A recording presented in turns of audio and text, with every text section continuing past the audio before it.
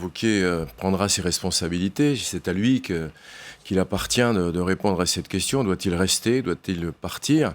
Ce qui est important de constater, je crois, sur le plan politique pour notre pays, c'est qu'on est dans une nouvelle bipolarisation qui s'est consolidée après les élections présidentielles. Toute la question, c'est comment exister dans cet étau. Au fond, nous sommes dans un étau pour ces élections européennes, entre ceux qui veulent l'Europe telle qu'elle est, qui ont voté pour M. Macron, et puis ceux qui ne veulent plus de l'Europe et qui ont voté pour le Rassemblement national. Et au milieu, comment exister? C'est toute la question à laquelle il va falloir répondre. Revenons un instant néanmoins sur Laurent Wauquiez et sur les responsabilités de ce score. Avec un score de 12,8% en 1999, Nicolas Sarkozy, qui était à l'époque à la tête du RPR, avait démissionné avec un score, donc je le rappelle, de un peu moins de 13%. Il l'a fait car il assumait l'entière responsabilité de cette défaite. Donc encore une fois, qui est responsable? Est-ce que Laurent Wauquiez doit remettre en cause la tête du parti? Quand on est à la tête d'un parti et qu'on a un échec, évidemment, ça pose question. Mais c'est pas sur le plateau de télévision du lendemain matin que l'un de ceux qui fait partie de l'équipe dirigeante, vont venir dire ce matin, il faut que Laurent Wauquiez s'en aille. Ce qui est sûr, c'est qu'il faut tout reconstruire. Sinon, nous allons disparaître.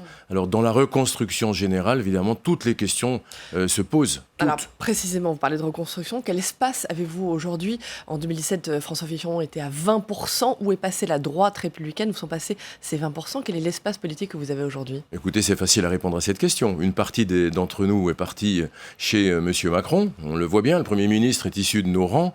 Une autre partie, ceux qui nous trouvaient un peu trop mous, sont partis chez Marine Le Pen. Et donc, il nous reste les 8% de ce matin, d'hier soir.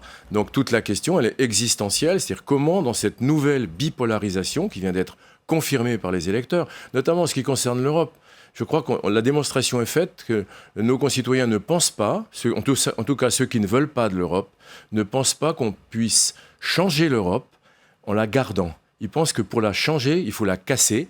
Ils n'ont pas écouté ce qu'on a dit. On avait un bon projet, on avait un bon candidat. Et pour une campagne nationale comme celle des européennes, je crois qu'il fallait un projet très audible, ce qui n'a pas été le cas. Ce matin, il faut bien le reconnaître. Maintenant, comment on reconstruit et comment on essaie d'exister dans cet étau?